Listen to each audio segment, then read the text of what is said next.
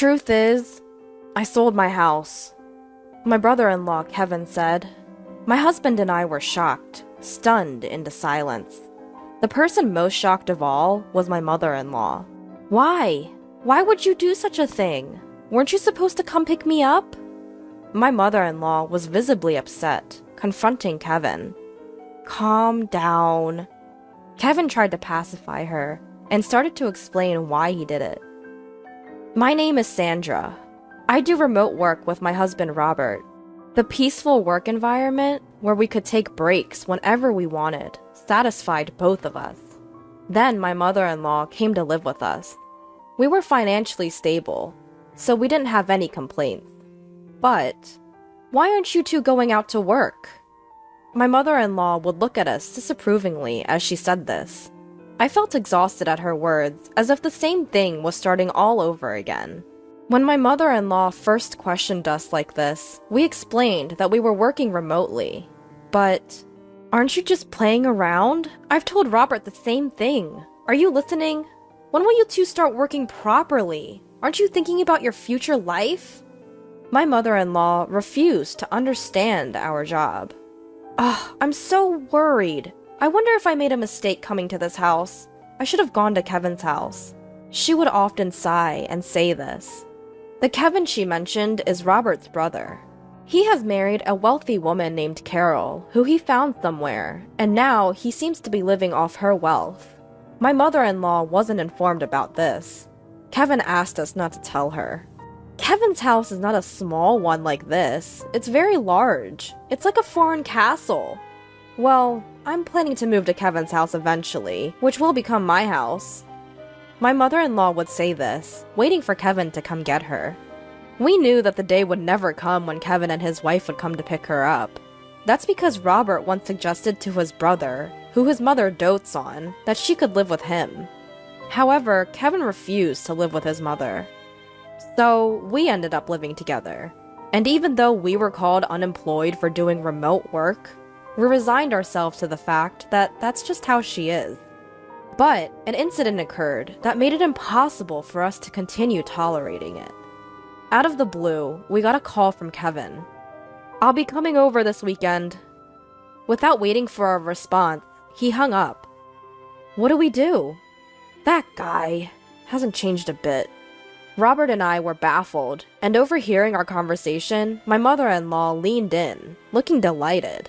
He's coming to pick me up. Please, help me prepare to move, she said, and then dragged Robert off to her room. Robert looked troubled. Mom, Kevin's not coming to pick you up. He probably called because something happened. But she snorted, clearly unconvinced. That can't be true. But he didn't say anything about picking you up on the phone, right? He just didn't say it, Robert. I'm so tired of this house. You're probably hoping to make me your housekeeper, but that's not going to happen. We couldn't understand why she was having such paranoid thoughts. Since she came to our house, she got up whenever she wanted, didn't do any housework, and lived off the pocket money we gave her. Well, we weren't going to force my mother-in-law to stay, so we did as she said, packed her bags, and waited for his brother to come. Over the weekend, my brother-in-law and his wife arrived at our place. As soon as they entered our home, they had suspiciously ingratiating expressions on their faces. I had a bad feeling. Just then, my mother-in-law emerged with sparkling eyes. You finally arrived! Listen here, Sandra is totally inept at house chores, so I have to do them. And Robert completely ignores me. Isn't that terrible? She said that with a victim-like expression, pushed past Robert, and welcomed her brother into our home. You guys, don't mistreat Mom. There's no way we're doing that. We're giving her an allowance, and she's eating whatever she likes. Plus, Sandra is handling the house chores, Robert said, with a complicated expression on his face, but his brother just looked suspicious. Robert has always been a bit clueless, probably treating Mom badly without even realizing. And it seems Sandra isn't the considerate type. That's right! Kevin really understands me. Hearing this conversation, Robert and I couldn't help but scowl. Despite this, we decided to entertain our guests, and led the couple to the living room. We all sat around the living room table, with Robert and me on one side and the couple on the other. "Now, what are you sitting around for? Serve the tea!" "Huh? I thought you were going to make the tea, mother-in-law." "What are you saying? Making an old woman work? You see, Kevin? Sandra is this kind of person." My mother-in-law even started fake crying at that point. I was so stunned at her behavior that I didn't even feel like retorting. Once I had served the tea, the couple became solemn. The truth is, we sold our house. Robert and I were surprised and shocked at Kevin's words. The one who took the biggest shock was my mother-in-law. Why would you do something like that? Didn't you come to pick me up?" she asked, flustered, confronting Kevin. He tried to calm her down, saying, "Easy, easy," and then began to explain. "We've been in debt, and though we could repay the debt by selling the house, we're broke and have nowhere to live. So we came to discuss if we could stay here." "What? Debt?" "I was trying to start a business, but it didn't go well. Well, that happens, right?" Kevin, unabashed, laughed while saying this. Robert and I sighed in exasperation. "We only need to stay until we find a new house. Please, we have no one else to turn to." The couple bowed their heads together. I think our expressions must have been complicated, but if they had nowhere to live, we had no choice. We agreed to let the couple temporarily stay in our house. However, we made them promise to leave within a month. Kevin said, "Got it," and still laughing, went back to prepare to move their things. After they left, my mother-in-law sat silently, looking thoughtful. Robert and I assumed she was still in shock. The next day, the couple's stuff arrived right away. This much? Where should we put it all? We're in trouble. We might have to sell some of it, or rent a locker. While discussing this and moving Kevin's things, my mother-in-law dropped a bombshell on us. "I've been thinking, won't we be more secure in the future if Kevin's here? So you freeloaders can leave, can't you?" My husband and I were taken aback by my mother-in-law's abrupt statement. "If you insist, I can tolerate Robert staying, but I don't need a wife who can't do anything. Get a divorce, then the space that Sandra was occupying can be used for all these packages." My mother-in-law made this demand eagerly, her eyes shining, and looked to my husband for agreement. "What are you talking about?" He reacted as he usually did, completely astounded. Then, my brother-in-law and his wife arrived. My mother-in-law greeted them with joy. Although I was still shaken by her previous words, my husband decided to ignore them for the moment and asked his brother to deal with the packages. "There are more than I thought. Try to reduce the number, rent a locker, or sell some if you have to." When my husband said that, his brother glared at him and said, "What are you talking about? These are important packages. How could I sell them? And what if someone steals them from a locker? What if they get damaged? Are you going to take responsibility, bro?" My husband shook his head at his brother's selfish behavior. "This is our house, you know. It's only natural that you should endure some inconvenience, right? If you don't like it, find a place to live, quickly, and leave." At that moment, my mother-in-law shouted, "What are you talking about? Didn't I just say, if you two are not happy with Kevin and the rest, you can leave? You're basically freeloaders. You're not needed in this house. Kevin is trying to start a business, and all you two do is loaf around the house doing so-called remote work. You're a nuisance." My mother-in-law said this as if it were her own house. My husband and I looked at each other in disbelief. My brother-in-law and his wife were surprised at my mother-in-law's words, but then they started to smirk. That might not be a bad idea. "Mom, that's a good idea. Yeah, it's a hassle to look for a place, so we could live here. So sell this house to us. Right, Carol? I feel uncomfortable with you two around, so it would be helpful if you sold this place to us. Plus, it seems like our mother-in-law is on our side. So sell this place to us." My husband and I were dumbfounded at their words. "What nonsense are you?" my husband began, but was interrupted by my mother-in-law, who gloated. "See? Both Kevin and Carol are saying the same thing. So what will you do, Robert? If you're going to divorce, you can stay here. My mother-in-law glared at me triumphantly. I braced myself to retaliate, but my husband spoke first. Don't you just say whatever you want? Why does Sandra have to leave? My husband was red in the face with anger, raising his voice. Don't shout like that. It's better without a burden around, isn't it? My mother-in-law retorted, but my husband responded in an exasperated tone. You don't understand anything. This is Sandra's house. At my husband's words, my mother-in-law and brother-in-law and his wife gasped. My husband started speaking up to them, adding to the tension. This is the house that Sandra bought for our life together. What? What are you saying? Isn't it the husband's job to buy the house? There's no such rule. Moreover, Sandra covers all of Mom's allowance and living expenses. Sandra said she'd take on that burden because your pension is minimal, and it would be difficult for you to have financial freedom with just that. Robert was glaring at his mother-in-law with an intense expression. Despite this, my mother-in-law seemed to disbelieve, looking at me and snickering in disbelief. Unbelievable! Sandra just plays on the computer all day. She doesn't even do housework seriously.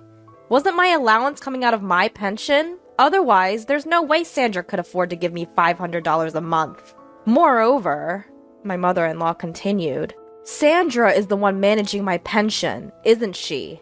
You might have told Robert otherwise, but I'm sure you're dipping into my pension. She puffed up her chest and glared at me. I glared back, not to be outdone. It's true, I've succeeded as a business owner. You're lying!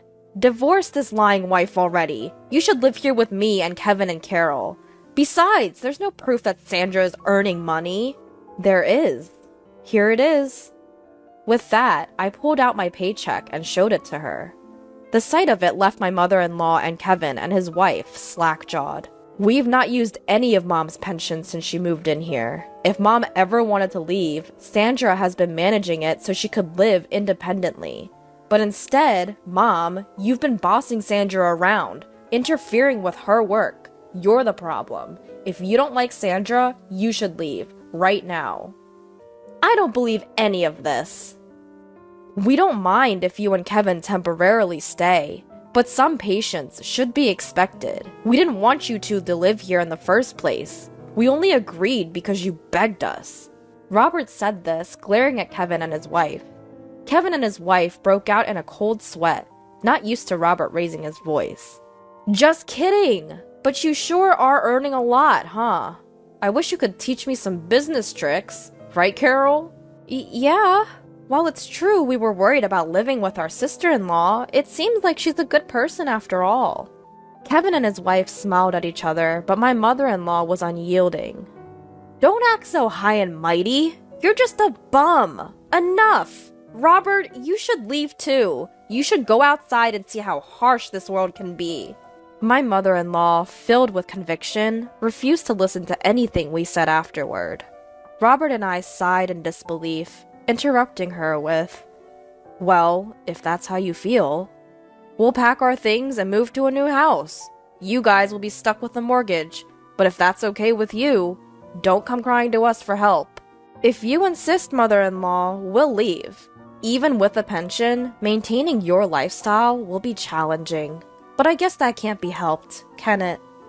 At our words, my mother-in-law turned beet red and yelled at us to get out. Wait! You can't be serious! We don't have to do that, do we? Yes! If you two are here, we're safe! Kevin and his wife tried to stop us, but my mother-in-law gave us a fierce look and said, Don't you dare talk back! Kevin, you're going to be a CEO, aren't you? I don't mind you using my pension, so just start a company and show us how successful you can become. I'll show you what happens when you defy us. My mother-in-law's words were filled with intensity. Hearing this, we decided it was best to no longer get involved with her or Kevin's family and left the house. Of course, the mortgage on the house remained, but we changed the ownership to Kevin's name. Some time had passed since then. While there was some residual dissatisfaction from that incident, having been freed from my mother-in-law's sarcasm, we had resumed our normal routine. Just when we were working from home in our new apartment, as usual, my mother-in-law called my husband, crying. "Kevin has taken my pension and disappeared! He hasn't come back in a week! Carol and I are left alone in the house and we're in trouble! Please help us!" She wept as she said this. After my husband calmed my mother-in-law, he asked why Kevin had gone missing. "I gave all of my pension to Kevin for his startup, but he ended up spending it all on gambling. When I confronted him about it, he disappeared!" She cried out desperately. Since my mother-in-law couldn't continue the conversation through her sobbing, the phone was handed to Carol. "Could you please call us back? We can't live like this. Ever since Kevin failed his startup and sold the house we were living in, our parents have disowned us. My dad won't forgive us for selling that house. We haven't been able to reach either our dad or mom since..." Carol pleaded with my husband. At the sight of them, my husband muttered, "I knew it," in a disgusted tone. "That's unfortunate, but don't involve us. We warned you when we left, didn't we? Even if you come crying to us, we won't help. You can report Kevin as missing to the police. It's none of our business." With that, he hung up. I was shocked, but my husband said, "They got what they deserved." And I agreed. After that, they called my husband's cell phone many times. When my husband, frustrated, answered the phone, Carol would cry about not knowing how to report Kevin as missing. We were surprised she didn't know and gave her advice to call the police. However, they still couldn't find Kevin. Just when we thought they might not find him, we heard that Kevin had been arrested for bank robbery in another state. Apparently, he did it to repay his debts. It seems it wasn't his first offense, and he would likely face actual jail time. Carol can't go back to her parents' home, and is still living with my mother-in-law in that house. It's uncertain whether or not she will divorce Kevin. That's probably the least of her concerns right now. She registered with a temp agency and is struggling with her first job ever, but she's somehow making ends meet every day. As for my mother-in-law, Kevin took all of her pension, and now she has to repay his debt. She has also started working part-time to repay the debt. My husband and I expressed sympathy for my mother-in-law and sister-in-law's family, but we have made it clear that we have no intention of helping them, and we have cut off all communication. They must be tasting the harsh realities of life that my mother-in-law always talked about. Despite the changes since my mother-in-law moved in with us, my husband and I are glad that we have returned to our peaceful days.